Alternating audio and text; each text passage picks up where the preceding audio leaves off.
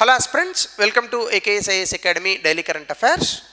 So last క్లాస్లో మనం చూసిన క్వశ్చన్కి ఆన్సర్ చూద్దాము. మెడిటేరియన్ సీ మధ్యధరా సముద్రానికి క్రింది వాటిలో ఏ దేశాలకు తీర ప్రాంతం ఉంది? జోర్డన్కు ఉండదు, జోర్డన్ లోపలికి ఉంటుంది. సో అది కొట్టేసేయండి. సో 2 and 3, 3 and 4 ఈ రెండు మిగులుతాయి. ఇరాక్ పైకి ఉంటుంది. సో లెబనాన్ అండ్ సిరియా వస్తాయి. ఆన్సర్ లెబనాన్, సిరియా, ఇజ్రాయెల్ ఈ దేశాలకు వస్తుందన్నమాట. So answer is 3 and 4. ఇంక ఈరోజు టాపిక్ కొంచెం కొత్త టాపిక్, కాస్టిజం ఇన్ ప్రిజన్స్. సాధారణంగా కుల వివక్ష అనేటటువంటి దాన్ని మనము స్వాతంత్రం వచ్చినటువంటి తరువాత ఏ రోజైతే మనం రాజ్యాంగాన్ని తీసుకొచ్చామో ఆ రోజే తీసేశాం. కులాన్ని తీయలేదు, కానీ కుల వివక్షను తీసేశాం. కుల వివక్ష అనేటటువంటి దాన్ని రాజ్యాంగం వచ్చాక తీసేశాము అంటే అదేదో సడన్గా వచ్చింది కాదు. దాని ముందు కొన్ని సంవత్సరాల పాటు, దశాబ్దాల కాలం పాటు దీని మీద చాలా విప్లవాలు వచ్చాయి భారతదేశంలో. డెఫినెట్గా రెవల్యూషన్స్ అనే చెప్పాలి. అది బిఆర్ అంబేద్కర్ గారి రూపంలో కావచ్చు, ఇంకా మరికొంతమంది వ్యక్తుల రూపంలో కావచ్చు, జ్యోతిబా పూలే గారి రూపంలో కావచ్చు. కుల వివక్ష అనేటటువంటిది రాజ్యాంగం వచ్చిన తర్వాత మనం ఆర్టికల్ 15, తర్వాత అన్టచబిలిటీ, అస్పృశ్యత ఆర్టికల్ 17 వీటిలో భాగంగా రద్దు చేసినప్పటికీ కూడా కానీ కులం కొత్త పుంతలు తొక్కుతుంది. సో కులం తప్ప, కులవాదం తప్ప అనేటటువంటిది యాక్చువల్గా గాంధీ గారికి అంబేద్కర్ గారికి మధ్య చాలాసార్లు వాదనలు జరిగాయట. చర్చలు, వాదనలు అనకూడదు, వాదిస్తే ఏమొస్తుంది బూడిద, చర్చిస్తే జ్ఞానం పెరుగుతుంది. సో అంబేద్కర్ గారు ఈ కులం అనేటటువంటి దాన్ని పూర్తిగా తీసేయాలి అని అంటారు. ఎనిహిలేషన్ ఆఫ్ కాస్ట్ అంటారు ఆయన. కానీ గాంధీ గారు ఏమంటారంటే కులం అనేటటువంటి దాన్ని మన సమాజంలోంచి తీసేయలేము, ఎందుకంటే అది వృత్తులతో ముడిపడి ఉంటుంది. సో కాబట్టి పైన ఉన్నటువంటి అగ్రకులాల వాళ్ళు కింద ఉన్నటువంటి నిమ్న కులాల వారిని దూషించడం కానీ లేదా డిస్క్రిమినేట్ చేయడం కానీ, వివక్షతో చూడడం కానీ మానేసి వాళ్ళని దగ్గరికి తీసుకోవాలి అనేటటువంటి ఆలోచన గాంధీ గారిది. ఈ రెండు చాలా వైరుధ్యమైనటువంటి భావాలు. ఇందులో డెఫినెట్గా మనం మాట్లాడుకోవాలని అనుకుంటే అంబేద్కర్ గారు చెప్పింది పొలిటికల్ సొల్యూషన్ అయితే గాంధీ గారు చెప్పింది రిలీజియస్ సొల్యూషన్. అయితే మన దేశంలో రెండూ చేయలేకపోయినాం. డెఫినెట్గా మనము కుల ప్రాతిపదికన వివక్ష అనేటటువంటి అంశాన్ని రాజ్యాంగం నుంచి తొలగించగలిగామేమో తప్ప సమాజం నుంచి మాత్రం సమాజంగా మనం చాలా ఫెయిల్యూరే, అది తొలగించలేదు. ఇంకా ఇప్పటికీ కొన్ని కులాల వారు కొన్ని వృత్తులే చేయాలనేటటువంటి ఒక ఇది ఉంది సమాజంలో. అయితే ఇది జైళ్ళలో కూడా ప్రతిబింబిస్తోంది అనేటటువంటి అంశం ఈ మధ్య కాలంలోనే సుప్రీంకోర్టు దృష్టికి వచ్చింది. సో దాని మీద సుప్రీంకోర్టు ఒక తీర్పిచ్చింది. అంటే జైళ్ళలో కులం అనేటటువంటిది ఉంది. జైళ్ళలో కొన్ని పనులను కొన్ని కులాల వారికి అప్పగిస్తున్నారు, కొన్ని పనులను అగ్రకులాల వారికి అప్పగిస్తున్నారు. సో ఈ రకమైనటువంటి అంశానికి సంబంధించి ఆ ప్రిజన్ మాన్యువల్స్లో ఉన్నటువంటి రూల్స్ బ్రిటిష్ కాలంలో ఎప్పుడో 1894లో వచ్చినటువంటి ఆ యొక్క నియమ నిబంధనలు ఇప్పటికీ కూడా భారతదేశంలో పాటిస్తున్నారు. అక్కడ కులాల మధ్య వైరుధ్యం అనేటటువంటిది చూపిస్తున్నారు, వివక్ష కూడా ఉంటుంది. ఇది ఆర్టికల్ 14, 15, 17 ఈ యొక్క ఆర్టికల్స్కి వ్యతిరేకము అని సుప్రీంకోర్టు ఒక తీర్పిచ్చింది. అయితే దీనికి సంబంధించి భారత జైళ్ళల్లో ఉన్నటువంటి ప్రస్తుత ఇబ్బందులు కానీ, స్టేటస్ కానీ, అలాగే దీనికి సంబంధించినటువంటి చట్టబద్ధమైనటువంటి అంశాలు, అలాగే దీనివల్ల వచ్చేటటువంటి పర్యవసానాలు, దీనికి పరిష్కార మార్గాలు, ఇవి మనం ఈరోజు సెషన్లో చూద్దాం. ముఖ్యంగా న్యూస్లో ఇది ఎందుకు ఉంది అని అంటే అక్టోబర్ 3వ తారీఖున supreme court caste based labour assignments అంటే జైళ్ళల్లో కులాన్ని బట్టి వాళ్ళకి పనులు అప్పగించడం అనేటటువంటిది చేస్తున్నారు. సో కులాన్ని బట్టి పనులు అప్పగించడం అనేటటువంటి దాన్ని ఏదైతే ఉందో దీన్ని పూర్తిగా సుప్రీంకోర్టు రద్దు చేసింది. ముఖ్యంగా దాదాపుగా 10 రాష్ట్రాలలో ఉన్నటువంటి మాన్యువల్స్, ఉత్తరప్రదేశ్, తమిళనాడు, కేరళలో సో ఇలాంటి కొన్ని నియమ నిబంధనలు అనేటటువంటివి ఉన్నాయి. ముఖ్యంగా ఇవి మీనియల్ జాబ్స్ అంటే మనకి క్లీనింగ్ చేయడాలు, తుడవడాలు, లేదా ఇంకా బాత్రూమ్స్ లాంటివి క్లీన్ చేయడాలు, లేదని అనుకుంటే మరొకటి ఇలాంటి క్లీనింగ్ పనులన్నీ కూడా నిమ్న కులాల వారికి అప్పగిస్తున్నారు. అలాగే వంట వండడం, ఆ వండిన దాన్ని పెట్టడం, ఇవన్నీ కూడా అగ్రకులాల వాళ్ళకి ఇస్తున్నారు. మరి ఇది ఏ రకమైనటువంటి రాజ్యాంగానికి ఏ రకమైనటువంటి స్ఫూర్తిని తీసుకున్నట్టుది?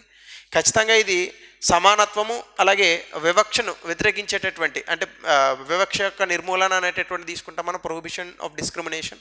అలాగే అస్పృశ్యత, దీన్ని కూడా అబాలిష్ చేసాము. అలాగే 23 ప్రొహిబిషన్ ఆఫ్ ఫోర్స్డ్ లేబర్, ఇవన్నీ కూడా రాజ్యాంగంలో పెట్టాం. మరి అమలుకు నోచుకోలేదా? సో వీటన్నిటికీ వ్యతిరేకం ఈ యొక్క పైన చెప్పినటువంటి నిబంధనలను సుప్రీంకోర్టు చెప్పింది. సో దీన్ని అనుసరించి మనం కనుక ఐడెంటిఫై చేసిన ఇష్యూస్ని చూస్తే క్యాస్ట్ బేస్డ్ డిస్క్రిమినేషన్ ఉంటుంది. అంటే మనకి జైల్లో జనరల్ అని మీరు వెళ్ళారా అని అడగండి, వెళ్ళక్కర్లేదు, చూస్తే సరిపోదేంటి. సో మనకి జైల్లో మాన్యువల్స్ ఉంటాయి. అంటే మాన్యువల్స్ అంటే జైల్లో ఎటువంటి నియమ నిబంధనలు ఉంటాయి, ఏ రూల్స్ ఫాలో అవ్వాలనేటటువంటి దాంట్లో. ఈ జైల్లో కొన్ని మాన్యువల్స్ ఏం చెప్తున్నాయంటే జైల్లో ఉండేటటువంటి ఖైదీలను కులం ఆధారంగా విభజించి వాళ్ళకు పనులను అప్పగిస్తున్నారనమాట.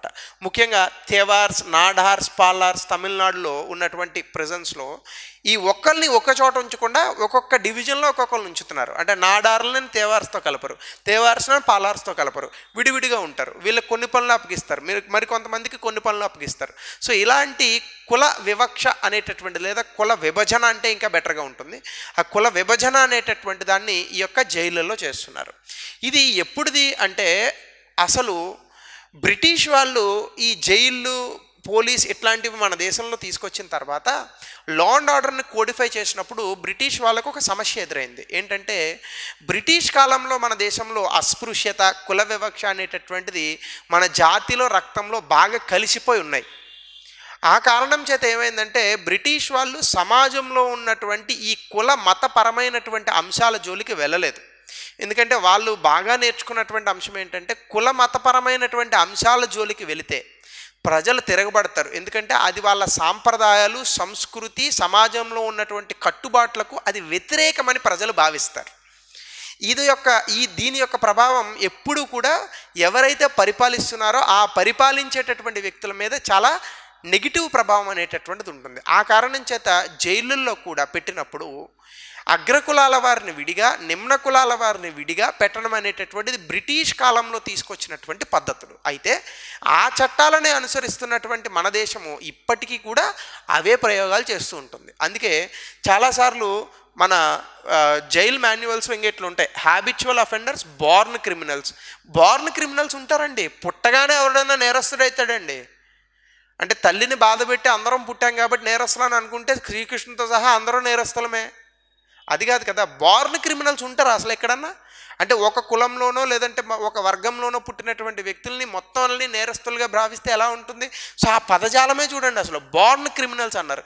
సో ఇట్లాంటి పదాలను ఎట్లా వాడతారు? ఇంకా బ్రిటిష్ కాలంలో తెచ్చినటువంటి స్టీరియో టైప్స్, వీటిని బంద్ చేయాలని చెప్పి ఇప్పుడు సుప్రీంకోర్టు చెప్తుంది. ఇదన్నీ కూడా బ్రిటిష్ వాళ్ళు ఫాలో అయినవి. అలాగే లేబర్ సెగ్రిగేషన్, ఇందా చెప్పాను కదా, కులాన్ని బట్టి, వాళ్ళ యొక్క కుల సమీకరణాలను బట్టి, వాళ్ళ కులం యొక్క స్టేటస్ని బట్టి, స్థాయిని బట్టి వాళ్ళకి పనులు కేటాయించడం అనేటటువంటి చేస్తున్నారట జైలులో. ఖచ్చితంగా ఇది ఆర్టికల్ 15, ఆర్టికల్ 17కి వ్యతిరేకమే. అలా అయితే అసలు రాజ్యాంగంలో ఫండమెంటల్ రైట్స్కి అర్థమే ఉండదు. సో ఇది మనకు ఉన్నటువంటి మరొక సమస్య. రెండోది ఏం చేస్తుందంటే మన ప్రెజెన్స్లో ఉన్నటువంటి ఇబ్బంది ఏంటంటే ఓవర్ క్రౌడింగ్. ఆల్రెడీ మన భారతదేశంలో ఉన్న జైళ్ళు నిండిపోయినాయి. 100 మంది ఉంటే 100 మంది ఉండాల్సిన చోట 117 మంది ఉంటున్నారు. కెపాసిటీ ఎక్కువైపోయింది. ముఖ్యంగా ఇంట్రయల్ ప్రెజెన్స్ ఉంటారు. అంటే కోర్టు కొన్నిసార్లు ఈ ఇన్వెస్టిగేషన్, దర్యాప్తు జరిగేటప్పుడు కొంతమందిని జైలుకి పంపిస్తూ ఉంటుంది. ఈ ఇంట్రయల్ ప్రెజెన్సే ఎక్కువ ఉంటారు మనకి. అండర్ ట్రయల్ ప్రెజెన్స్ అని అంటాం మనం ప్రిజనర్స్. ఈ అండర్ ట్రయల్ ప్రిజనర్స్ అనేటటువంటి వాళ్ళు ఎక్కువ ఉన్నారు. కాబట్టి ఇక్కడ దర్యాప్తు చేయకపోవడం, వేగంగా చేయకపోవడం వల్ల వస్తున్నటువంటి ఇబ్బందులు అనమాట ఇవన్నీ. సో పోలీస్ వ్యవస్థ ఇంకాస్త బలోపేతం కావాల్సి ఉంది. అలాగే పూర్ కండిషన్స్, ముఖ్యంగా హైజీన్ అనేటటువంటిది, టాయిలెట్స్ కానీ, త్రాగేటటువంటి త్రాగునీరు కానీ, తినుబండారాలు కానీ, అక్కడ ఉన్నటువంటి మిగతా అంశాలు కానీ చాలా ఘోరంగా ఉంటున్నాయి. ముఖ్యంగా ఆడవాళ్ళకి సంబంధించి. అలాగే కస్టోడియల్ టార్చర్, 3rd డిగ్రీ అనేది అసలు నాట్ అలౌడ్. కానీ ఇప్పటికీ మన దేశంలో 3rd డిగ్రీ అనేటటువంటిది ఉంటూనే ఉంది. ఇంకా చెప్పాలంటే దక్షిణ భారతదేశంలో ఉన్న జైలు ఇంకా బెటర్గా ఉంటాయట.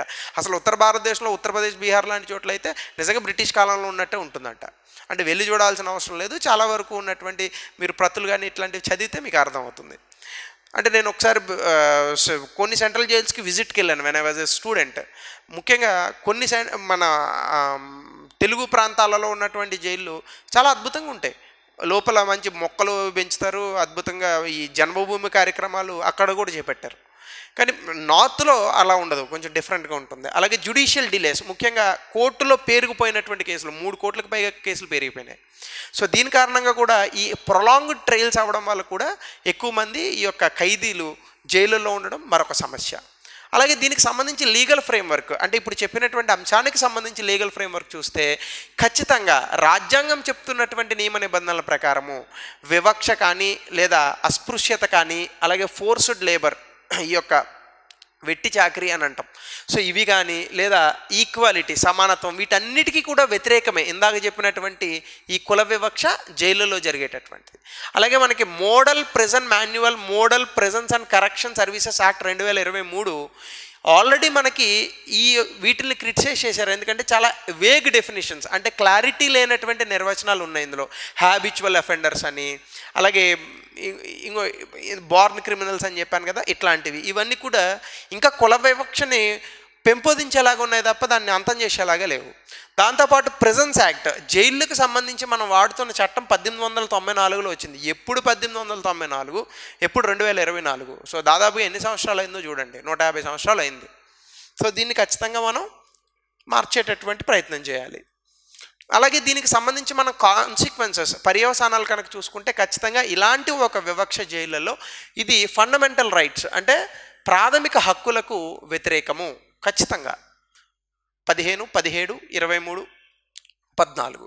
అలాగే సోషల్ ఇన్ఈక్వాలిటీ, ఇట్లాంటి విషయాల వలనే మనకి సామాజిక అసమానతలు అనేటటువంటివి పెరుగుతాయి. సామాజిక అసమానతలు అనేటటువంటివి ఎప్పుడైతే సమాజంలో పేరుకుపోయి ఉంటాయో ఆ సమాజంలో విభజన అనేటటువంటిది ఎప్పుడూ ఉంటూనే ఉంటుంది. అది ఏ రకమైన విభజన అయినా కావచ్చు, మన దాంట్లో అది కుల విభజన. సో ఈ కుల విభజన ఉంటూనే ఉంటుంది. అలాగే అబ్స్ట్రక్షన్ టు రీఫార్మేషన్, దీని కారణంగా మనకి పరివర్తన అనేటటువంటిది ఏదైతే ఉందో ఈ సమాజం పరివర్తన చెందడానికి ఇది అడ్డంకుగా మారుతుంది. అందుకే మనకి రాజ్యాంగం వచ్చి ఇన్ని సంవత్సరాలు అయినప్పటికీ కూడా ఇంకా ఎందుకు కుల వివక్ష అస్పృశ్యత అనేటటువంటి ఉన్నాయంటే కులం కొత్త పుంతలు దొక్కుతుంది ఇప్పుడు. సో రాజకీయాల్లో కులం లేకుండా అసలు అవుతుందా? అవ్వదు. ముఖ్యంగా ఆంధ్రప్రదేశ్ తెలంగాణ రాజకీయాలలో చూస్తే కులం తాలూకా అంశం చాలా ఘోరంగా ఉంటుంది. సో ఇవన్నీ కూడా రిఫార్మేషన్ అంటే మనకున్నటువంటి సంస్కరణలకు కానీ లేదా పరివర్తనానికి కానీ ఇవన్నీ కూడా అడ్డంకులుగా మారుతాయి. అలాగే చేయాల్సిందేంటి? ఖచ్చితంగా ఇప్పుడు ఉన్నటువంటి ఈ ప్రెజెంట్ మాన్యువల్స్ని మార్చాలి. దాంతోపాటు కొత్త provisions manual scavengers rehabilitation act 2013 ఏదైతే ఉందో సఫాయి కర్మచారికి సంబంధించి ఈ చట్టాన్ని ఇక్కడ కూడా జైళ్ళల్లో కూడా అమలు చేయాలి. అలాగే డిస్ట్రిక్ట్ లెవెల్ లీగల్ అథారిటీస్ ఎవరైతే ఉంటారో వీళ్ళు రెగ్యులర్గా జైళ్ళను ఇన్స్పెక్ట్ చేస్తూ ఉండాలి. అలాగే అవగాహన కల్పించాలి, జైళ్ళలో శానిటేషన్ చేస్తూ ఉండాలి. దాంతోపాటు కోర్టు చాలా సందర్భాల్లో ఇచ్చినటువంటి తీర్పులు, ముఖ్యంగా Arnesh Kumar versus state of Bihar 2014లో ప్రిజనర్స్ రైట్స్ అంటే ఖైదీలకు కూడా హక్కులు ఉంటాయని చెప్పి కోర్టు చెప్పింది. ఈ ఖైదీల హక్కులను కూడా పరిరక్షించాలి. వాళ్ళు ఏదో ఆవేశంలో తప్పులు చేసి కొంతమంది జైలుకి వస్తూ ఉంటారు, దాని అర్థం వాళ్ళు జీవితాంతం కూడా అందులోనే ఉండి ఇబ్బందులు అవ్వాలి అనేటటువంటి నిబంధన ఎక్కడా లేదు. కాబట్టి వాళ్ళ తాలూకా హక్కులను కూడా పరిరక్షించాలి. సో ఇవన్నీ కూడా మనం వే అహెడ్గా చెప్పచ్చు.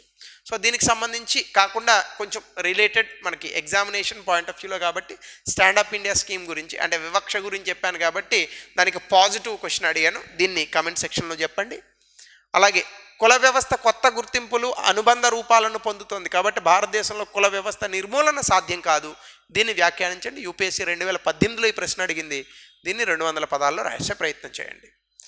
So more you write the answers, more easily you can crack the exam. Thank you. Have a nice day.